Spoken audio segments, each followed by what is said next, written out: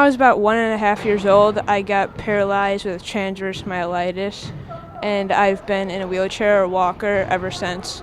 Drew Beutel might have to strap into his wheelchair, but he's hardly tied down these days. An astonishing notion 10.5 years after the initial diagnosis of transverse myelitis. At that point, he was paralyzed. Transverse myelitis is extremely rare, and nobody really knows what the outcome is going to be. It was a scary time for John Beutel and his family. Recovery from the condition ranges from complete paralysis to full recuperation. Drew was 16 months old. He's now 12 and hardly ever uses a wheelchair, except to play basketball. I went to go to Shriners Hospital in Chicago, and they taught me how to play wheelchair basketball, and I've loved it, and I found this Synergy program. We found this Wheelchair Bulls activity here at that's being sponsored by Synergy, so we figured we'd bring Drew when he's 5 years old to see what it's all about, and he's been hooked ever since. Drew may only be 12, but his advanced skill set is allowing him to play up with the 13 and over league, which is run by Synergy in conjunction with the Western DuPage Special Recreation Association. My main team is going to be varsity, so if there's an overlapping game, I'm going to be with that team, but if I have the chance, I'm going to be playing with prep, the smaller team too. Drew is awesome. He's been on the prep team for a few years now, and this is his first year playing varsity, so he's been pretty dominant at the youth level, very athletic, very tall for his age, and very, very good with his hands. You'll see him today make a lot of good plays with his dribbling, and he likes to go behind the back. So Phil Ada is a program specialist at Synergy, who also coaches the Junior Bulls wheelchair basketball teams.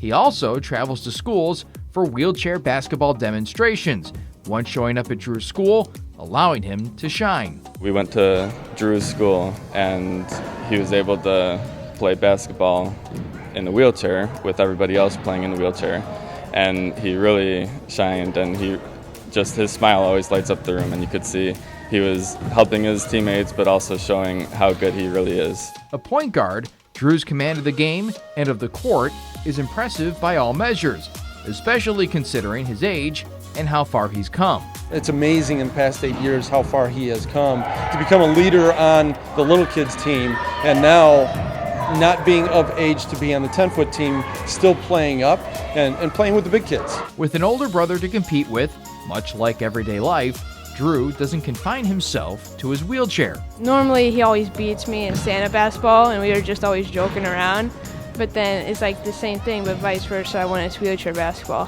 Whether Drew is standing up or sitting down, teaching the prep team some new skills, or learning a few himself in the varsity squad, there is always one constant. Drew always has a smile. I mean, you will see that during this entire practice here at Synergy that he is he's all smiles. He is totally in his element. And it's through the sport of wheelchair basketball that Drew has also made those around him smile. He's also won a fair bit too. Well, I love winning games and stuff, so probably one time we won our Chicago tournament, and that was really exciting for me. Drew ended up getting the ball, and he ended up making the shot with the Michael Jordan hang of the wrist as the buzzer went out to win the game. It's a vision I'll never forget. Drew and his teammates are gearing up for a home tournament this coming weekend, and if the past is any indication, there will be a lot of smiling and a lot of winning too. Reporting for Sports Story Sunday, I'm Kevin Jackman.